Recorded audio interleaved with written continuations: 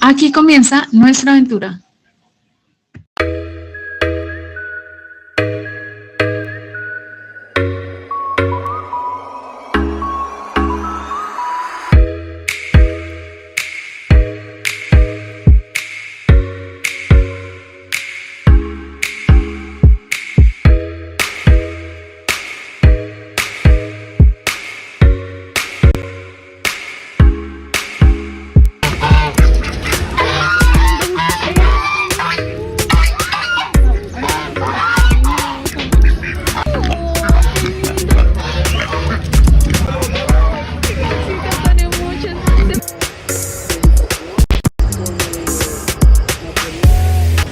Muy buenos días, en este momento estamos con Cristian, que es el administrador de la finca Yerbabuena. Entonces, Cristian, buenos días. Buenos días, mucho gusto, me presento, soy Cristian, estudiante y compañero también de este muchacho en la Universidad del Tolima. Yo estudio agroecología y me desempeño en este momento en esta finca como administrador o supervisor de cultivos. Estamos también con la compañera de nuestra CIPA, con Dayana. Hola, buenos días. Entonces, Cristian, sí, digamos, nos pareció bastante importante la visita a Yerbabuena y es precisamente por esos procesos de sostenibilidad que se vienen generando en la finca. Frente a eso, ¿qué métodos o qué estrategias de sostenibilidad se vienen implementando en la finca? Bueno, métodos, estrategias de sostenibilidad que se viene implementando es un modelo de cultivos asociados, el cual nos puede brindar un beneficio no solamente para el suelo, sino también económico, ya que digamos un cultivo me puede garantizar que sostenga al otro cultivo al mismo tiempo mientras está en proceso de crecimiento y puede reducir los gastos a la hora de yo tener mi proyecto productivo. Perfecto, también nos hablabas como de la importancia de empezar a reducir los químicos dentro del suelo precisamente para trabajar los cultivos y a partir de eso, digamos, generar como nuevos proyectos de producción. Entonces, ¿cómo viene siendo ese proceso, digamos, dentro de la finca? Bueno, el proceso ha sido bastante positivo, ya que digamos se ha visto una gran mejoría a la hora de no implementar productos sintéticos. Se ha ido reduciendo en proporcionalidad a medida del tiempo. Se ha vuelto más independiente de factores externos de sus cultivos, ya que ha presentado una gran mejoría la armonía del suelo entre minerales, microorganismos y materia orgánica. Perfecto, Cristian, muchas gracias. Bueno, muchas gracias. Hasta luego. Como ya lo dice el compañero, mi nombre es Alejandro, yo hago parte aquí de los propietarios de la finca. La finca actualmente son 22 hectáreas, distribuidas en 2 hectáreas en arbolización y 10 hectáreas productivas. El área productiva se encuentra establecida entre árboles de aguacate, guanábana, colinos de plátano y cítricos como lo son la mandarina rayana y un eco. Actualmente en la producción la que tenemos abajo, pues decidimos manejar un sistema de policultivo, primero para mitigar la economía en la inversión, porque lo que es la guanábana y el aguacate puede durar hasta 3 años en dar producción. Entonces decidimos ponerle el plátano, porque el plátano en año y medio ya nos puede estar arrojando 2 colinos por colino. Actualmente tenemos 1200 colinos, 400 de aguacate, 400 de guanábana, 200 de aguacate y 100 de rayana. Manejamos cítricos por el camino, como pueden observar, el tema de frutales como la guayaba, eso los utilizamos para el consumo propio de la finca y pues para los diferentes animales que podemos encontrar como los aves, polinizadores, los aves como son las gallinas y los marranos, porque acá también tenemos marranos. No sé qué más les puedo decir. Perfecto, dentro de eso, digamos, Alejandro, usted nos comenta que la producción de la finca es netamente para consumo propio. El área que ustedes pueden observar, lo que es la guanábana, esta área sí es para comercialización. Entonces, para comercialización. Y digamos, cuando se da ese proceso de comercialización, el sistema para el cual, o cómo generan ese sistema, digamos, de venta o de capitalización, digamos, a partir de la producción de los cultivos. Bueno, primero lo que hacemos es tener alianzas. Primero porque pues acá no podemos llegar a ir a la plaza a vender al precio que nos den. Antes de saber de que el cultivo, unos 4 meses antes, ya tenemos aliados comerciales para poder distribuir la comida, ya sea en Bogotá o sea acá en Ibagué.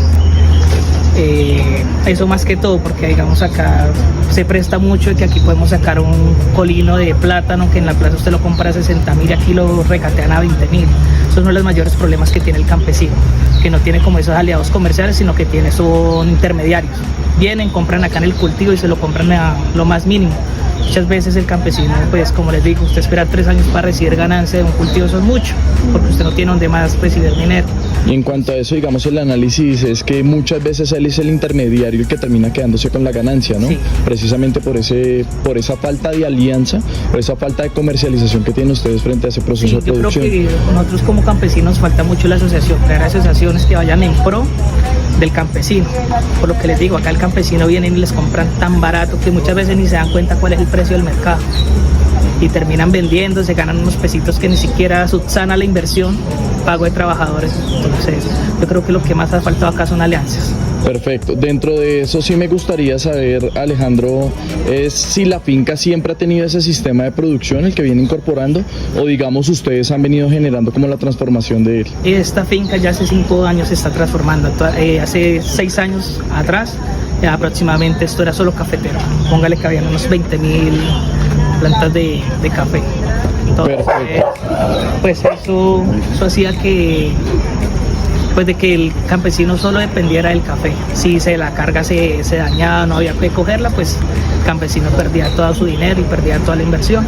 Esta finca antes era de mi abuelo pues falleció, ahora la tiene mi padre, entonces él decidió como darle como un cambio a la finca, una transición, empezar a hacer policultivos, a mejorarla, a tener una gran variedad. Dentro de esa reestructuración, desde lo que usted evidencia, ¿cree que digamos se ha transformado la condición del ecosistema dentro de la finca? Sí, claro, la verdad pues cuando es un monocultivo como lo es el café, todo talan, todo queda despejado. Con este sistema que tenemos nos ha pasado que acá hay zorros, vienen hasta acá a matar gallinas, por lo que pues ya se sientan en casa, vienen aquí y donde ustedes bajaron, póngale un kilómetro más abajo hay monos. Entonces eso es muy grato para la finca, como le decimos aquí, la finca la tenemos para bosque y también para producción, entonces eso no, el cambio que ha habido cuando estaba antes es muy notorio. Alejandro, una última pregunta, digamos, pues nosotros nos conocemos es precisamente por el contacto que tenemos frente al escenario universitario. ¿Cree que de una u otra manera la Universidad del Tolima, con esa cercanía que usted ha tenido con el espacio, de una u otra manera ha aportado como sistema, ha aportado, digamos, a su proceso de transformación de la finca? Pues mire, lo voy a decir con el área, en el caso de mi padre, en el caso mío, mi padre también es docente de la universidad y él antes vivía conmigo exactamente en la ciudad, consumismo total. Después mi papá decidió venirse acá, entró a la universidad, empezó a ser docente y empezó a ver como un cambio, ¿sí? Que las cosas que uno puede producir, ganar dinero, pues uno no tampoco viene acá a perder plata, ¿no? Ganar dinero, producir, vivir bien y sin necesidad de uno estar allá. Entonces digamos que la universidad da como esos, ¿cómo le digo? Como esas ayudas, ¿sí? Digamos, y más estas áreas, ¿no? De usted poder ver el campo de otra forma, ¿sí? De ver que en pequeños espacios usted puede generar grandes ingresos. Lo mismo a mí, yo ahora que estoy estudiando la agroecología, para mí pues he practicado muchas cosas de las que he aprendido, he venido a hacer las prácticas acá y pues eso ha generado pues más conocimiento para mí y que uno se da cuenta que uno aquí puede producirnos, ya que así como un año yo aquí tenía casi 400 pollos de engorde. En un placito muy pequeño, los alimentaba con un forrajero, los alimentaba con maíz triturado, iba a Cajamarca y compraba el frijol de escoja, compraba el bulto a 30.000 pesos, sin necesidad de tener que yo ir a comprar un bulto de purina para las gallinas que valen como 180.000. Iba a Cajamarca y 30.000 pesos la escoja, el frijol. Entonces son las técnicas que uno utilice para mejorar y para que todo sea más factible. Claro que sí, la universidad sí ayuda. Perfecto. Sí, Alejandro, muchísimas gracias por el espacio, ustedes. realmente pues muy fructífero para nosotros también como estudiantes de la licenciatura en Ciencias Naturales y Educación Ambiental conocer este tipo de experiencias, teniendo en cuenta que también como que alimentan esa mirada precisamente del campo y lógicamente como usted lo manifiesta, la academia como escenario de transformación de los espacios. Muchas gracias a todos ustedes.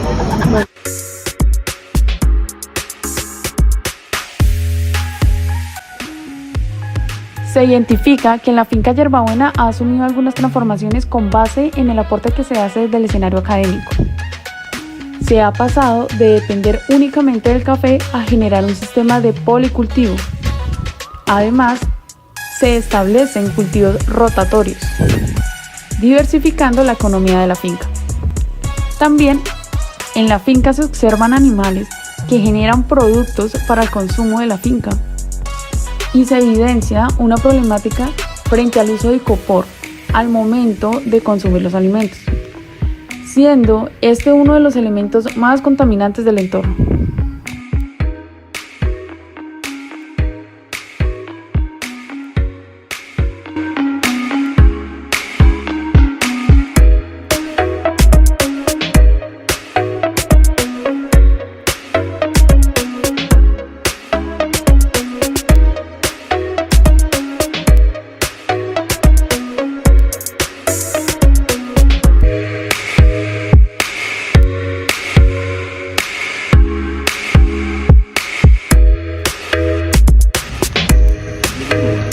Hemos llegado a la finca de Mamá Lulú. Pues tenemos la grata experiencia de contar con Marco en este espacio que vamos a tener. Marco, buenas tardes.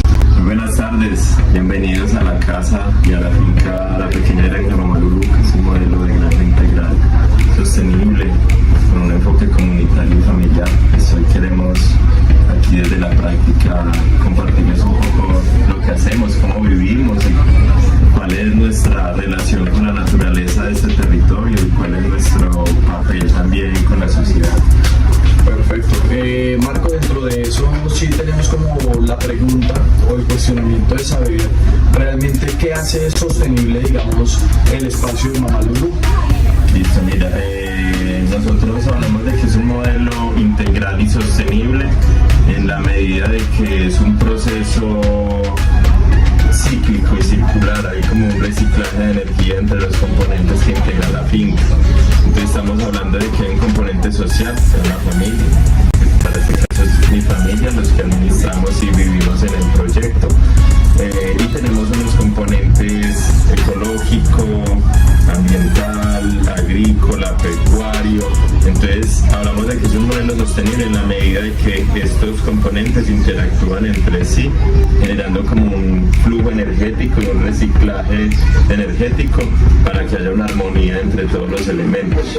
Es decir, administramos el suelo de una manera sana y sostenible para que nos den un cultivo sano, un cultivo saludable, que pueda alimentar a mi familia, que pueda alimentar a mis animales, que después me van a alimentar a la familia y que después esos animales van a alimentar el cultivo porque sus excretas se vuelven fuente de abono orgánico para la nutrición del suelo. El mismo reciclaje de esas excretas nos permite generar el biogás con el que transformamos los productos agropecuarios en comida cocinada en la casa.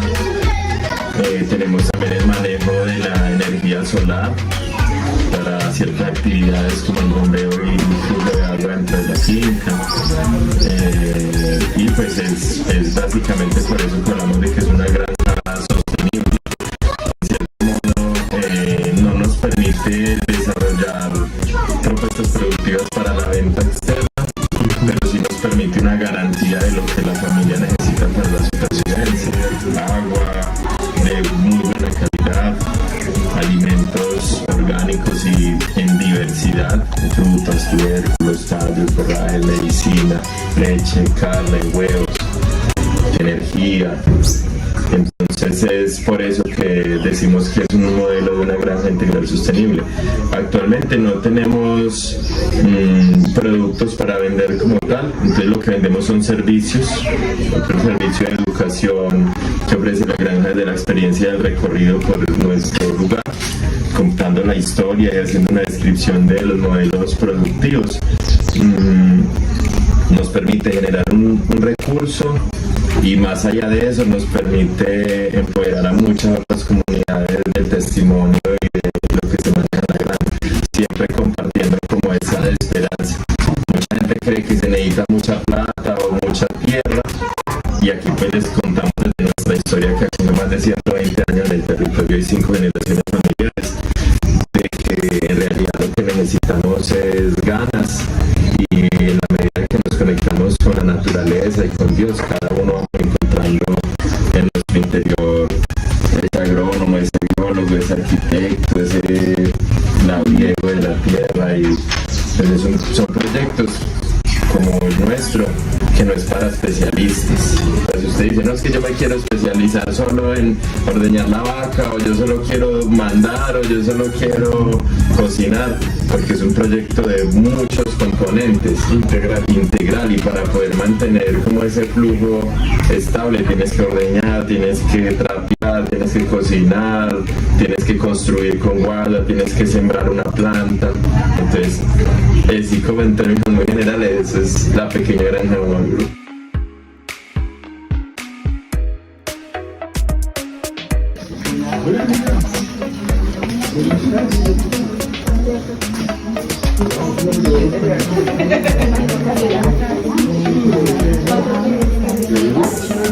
¿Listo?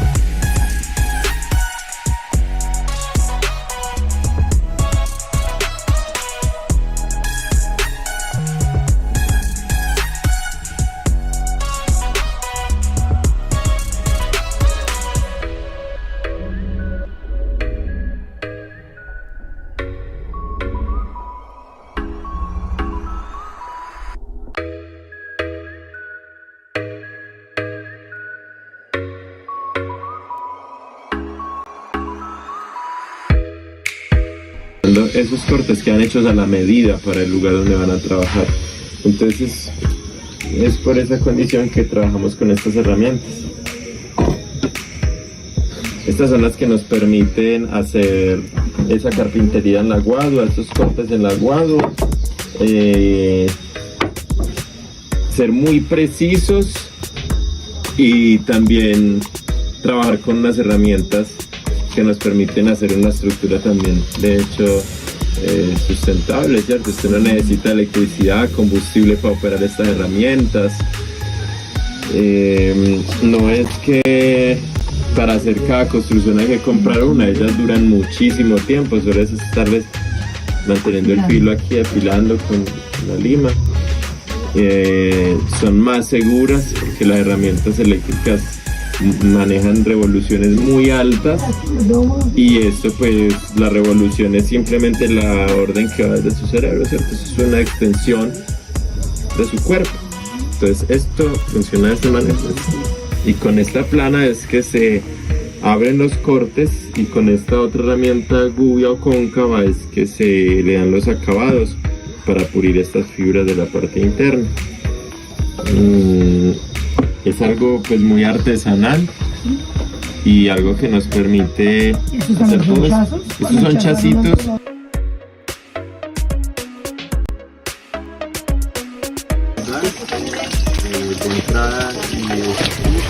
A concluir en este proceso.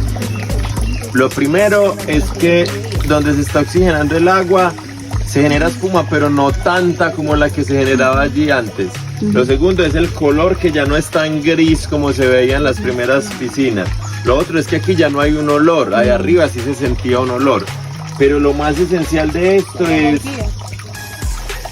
el análisis microbiológico que tenemos, porque esta agua, esa agua gris que estaba ahí arriba, si yo la pongo allá encima en el suelo, en la parte alta de la montaña, abajo de la montaña sale limpia físicamente, porque el suelo es el mejor filtro de nuestro planeta. Pero ¿qué pasa con los patógenos que tiene esta agua? Que son patógenos anaeróbicos. La tierra. Bacterias y parásitos, ¿cierto? Se quedan o en la tierra o en las aguas subterráneas. Entonces, antes de hacer un vertimiento, lo que tenemos que generar es una desinfección de estas aguas residuales. Como la mayoría de esos patógenos que están en el agua residual son anaeróbicos, entonces la manera de nosotros desinfectar el agua es oxigenándola. Mientras más oxígeno tenga el agua, menor es la capacidad de mantener los patógenos anaeróbicos. Es el último filtro ya. Es como decir, si nosotros somos un patógeno, la manera de que nos quiten es limítenos el aire, el oxígeno, porque somos aeróbicos. ¿Cómo puedo yo interpretar el nivel de oxígeno en el agua si no tengo un laboratorio, si no tengo un multiparamétrico en la finca para mirar el oxígeno disuelto en el agua? Pues pongo peces, que son seres vivos que respiran con branquias y necesitan que el agua tenga oxígeno. ¿Y cómo sé que el agua tiene oxígeno? Porque el pez está vivo y porque el pez está abajo. ¿Cómo sé yo que el agua no tiene oxígeno? Se muere. Pero ¿cómo también sé que el agua no tiene oxígeno? Cuando el pez sale a la superficie a tratar de respirar el aire de afuera del agua. Ese también es otro indicador de que el agua está baja de oxígeno. Integral, sostenible. Y si lo vemos integral, está integrando, la misma palabra lo dice, ¿cierto? No es un sistema antrópico únicamente, ni solo para el beneficio humano. Si fuera en ese sentido, ¿qué es lo primero que yo haría si solo es una bananera para el ser humano? Le pongo una bolsa plástica al racimo, ¿cierto? Sí, yo creo que lo han visto en las plataneras, en las bananeras, la bolsa para que cuando se madura la primer gajita no lleguen los animales. Aquí no le ponemos esa bolsa, pues, primero porque eso genera una gran contaminación después de la cosecha, ¿cierto? Y segundo porque es que compartimos el alimento. Entonces, si aquí en este surco de bananos bocadillos crecieron 5 racimos, podemos cortar uno para la casa y los otros se dejan ahí. Pero en el escenario que se dejen los 5 ahí, no se está perdiendo la comida. Porque lo que hemos pues mencionado, eso se demora hasta 1 mes y medio a 2 meses en la maduración del racimo, en la planta. Se va madurando gradualmente, siempre se madura de las gajas de arriba hacia las de abajo, que es el mismo orden en que se fueron fecundando las flores de esa inflorescencia del banano o del plátano. Entonces finalmente, así yo no me coma un banano de ahí llegó la avispita también, ¿cierto? Y ahorita se vieron los pajaritos, las tángaras que están comiendo. Entonces si yo no me como un solo banano de ese racimo, finalmente no se perdió, porque la biomasa de todo el vástago yo la corto y la llevo a las vacas. Entonces no me comí un plátano o un banano, pero sí me comí un queso, un yogur, un arequipe, un juguito en leche. Y además este vástago de plátano tiene mucho potasio y mucha agua, entonces le aporta mucho en la nutrición de las vacas. Y eso. Mientras agua está aquí, esta es otra piscina que tenemos para almacenar el agua. Aunque ha estado lloviendo mucho, mire que la turbidez del agua no está tan alta, ¿cierto? Es muy normal que el agua se ponga turbia cuando estamos en temporadas de lluvias. Eso también nos dice un poco del nivel de cobertura que hay a nivel vegetal, que eso nos permite amortiguar mucho la lluvia también y como reducir así un poco la disolución de la tierra. Aquí se disuelve más porque hace poquito se hizo un banqueo allí con el palín, entonces quedó el suelo más expuesto y cuando llueve se va disolviendo, por eso se ve un poco más turbia. Pero la turbidez en el agua no significa que el agua no sea apta para el consumo humano, ¿cierto? Lo que dice es que tiene sólidos suspendidos, para este caso partículas del suelo que hay en el entorno. Actualmente es mayor la oferta que la demanda de agua, se produce más agua de la que estamos necesitando en la finca. Es por eso que tenemos este primer depósito, que es donde está la motobomba en este tanque, es una motobomba sumergible, pero a pesar de que aquí se bombea el agua, este recurso sigue a alimentar esta segunda piscina y esa se rebosa y sigue un caudal ecológico hacia una quebrada más baja.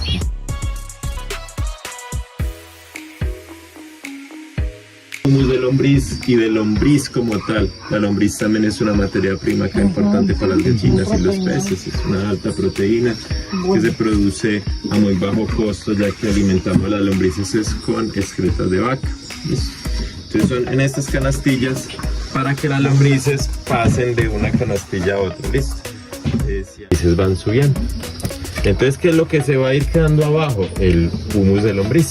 Mi abuelito tenía era en un tanque y les botaban, por ejemplo, las cáscaras de plátano, del banano.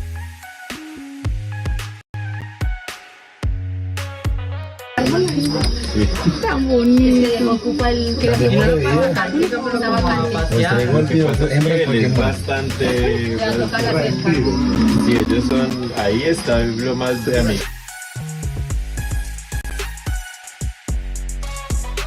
confiable, pero uno se...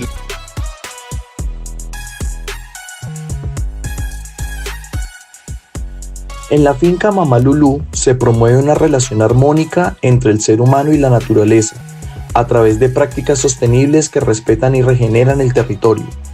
Los policultivos son la base del sistema productivo, ya que permiten mantener la fertilidad del suelo, controlar los insectos de manera natural y asegurar una producción diversificada durante todo el año. El proceso cíclico de purificación del agua, que combina la caída natural y la fitorremediación mediante plantas acuáticas, garantiza la reutilización y limpieza del recurso hídrico sin generar contaminación. Además, los sistemas agropecuarios integrados favorecen la conexión entre cultivos y animales, aprovechando los residuos orgánicos para alimentar biodigestores que transforman el estiércol en biogás y abonos naturales. De esta manera, Mamá Lulú se convierte en un modelo de equilibrio ecológico, donde cada elemento cumple una función dentro de un ciclo cerrado que protege el ambiente y fortalece la soberanía alimentaria del territorio.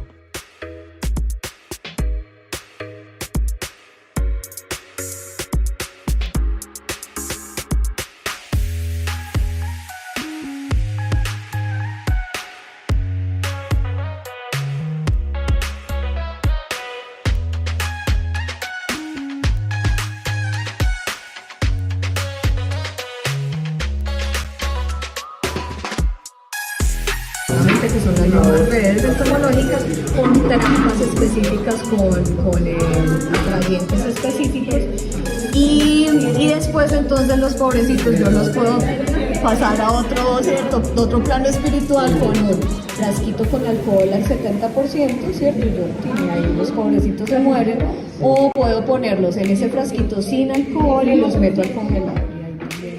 Esa se parece mucho a la morfo precisamente por esos colores iridiscentes, pero no es una morfo. Bueno, compañeros. Bueno, terminamos acá y ya pasamos a reflejo. Mi nombre es Diana Grisales, yo soy bióloga, soy magíster y doctora en entomología, o sea, el estudio de los insectos.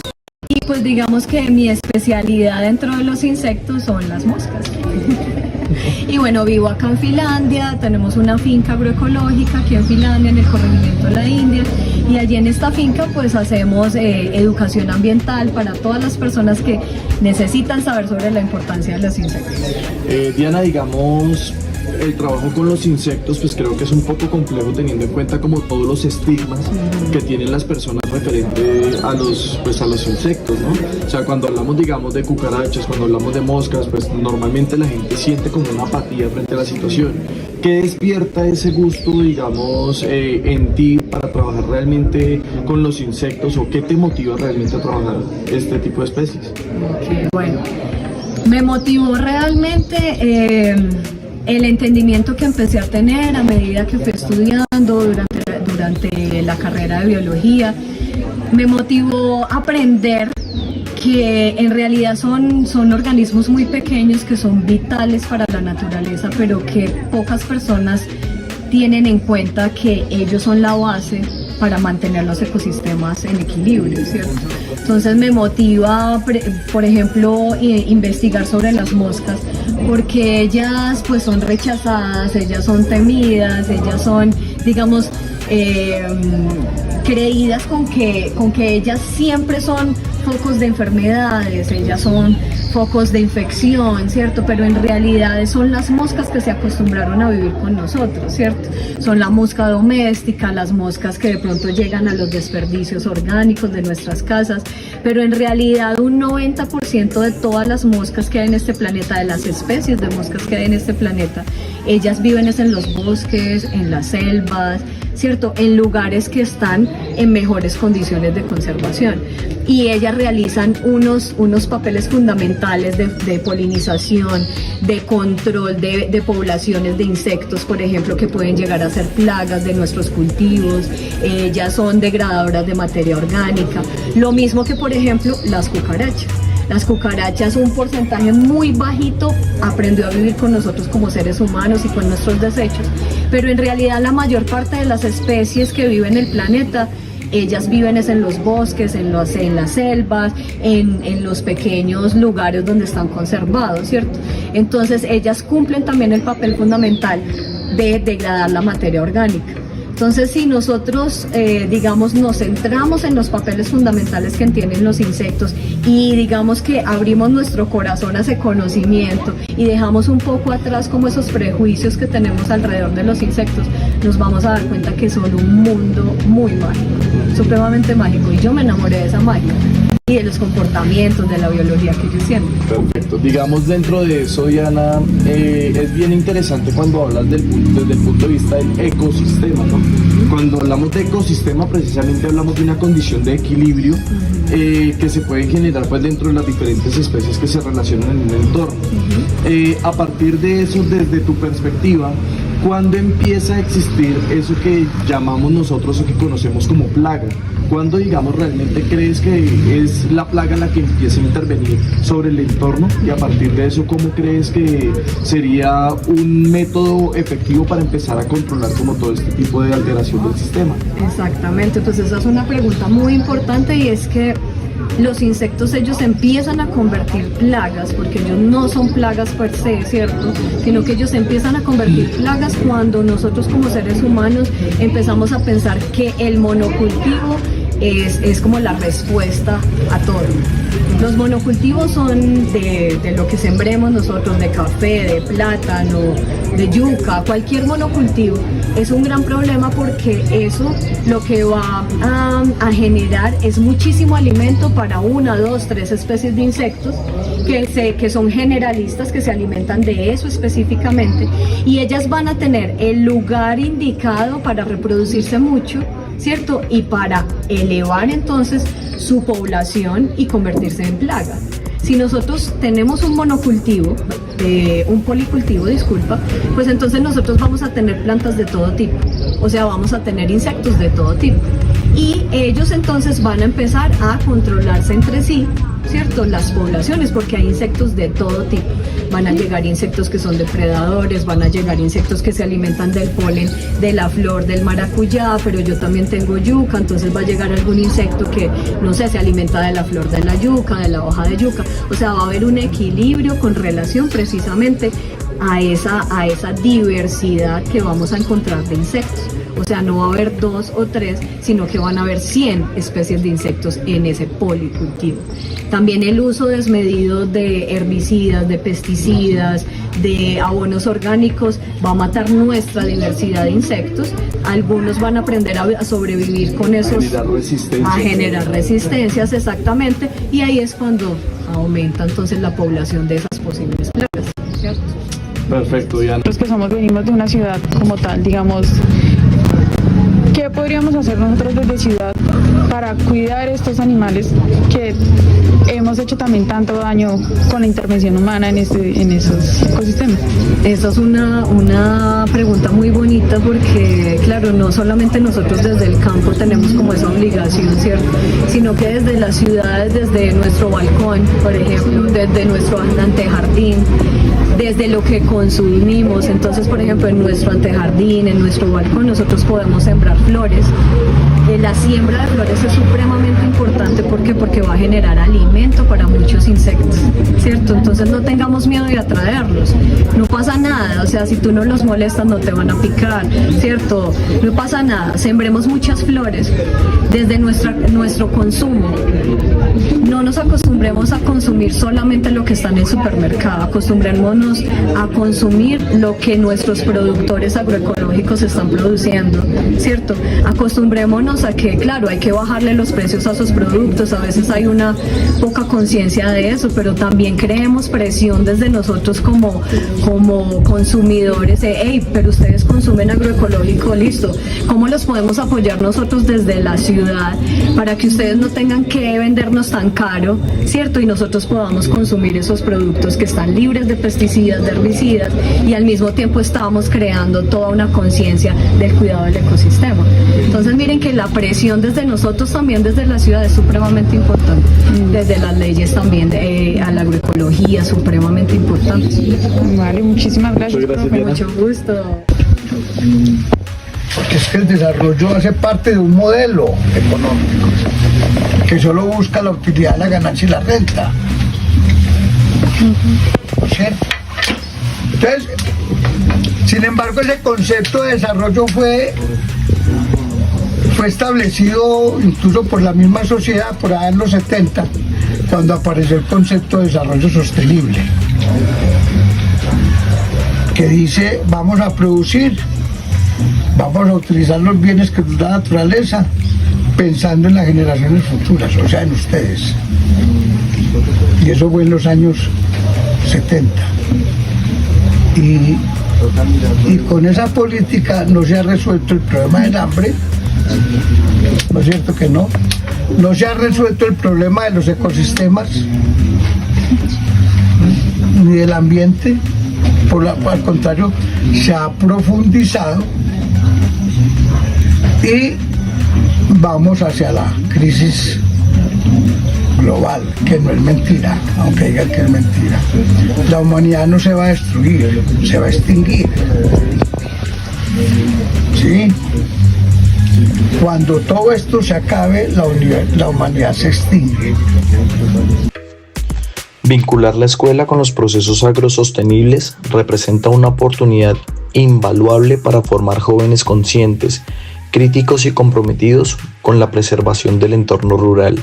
A través de iniciativas como la investigación entomológica, el Observatorio de Aves y la alianza con la finca Amor por el Campo, los estudiantes pueden descubrir el valor científico, cultural y ambiental que encierra el trabajo agrícola. Estos espacios permiten enamorar a las nuevas generaciones de las dinámicas del campo, promoviendo una educación vivencial y significativa basada en la experimentación y la observación directa. Además, la implementación de policultivos libres de herbicidas y pesticidas o químicos fortalece el aprendizaje sobre prácticas sostenibles, demostrando que es posible producir alimentos de manera sostenible sin afectar el ecosistema.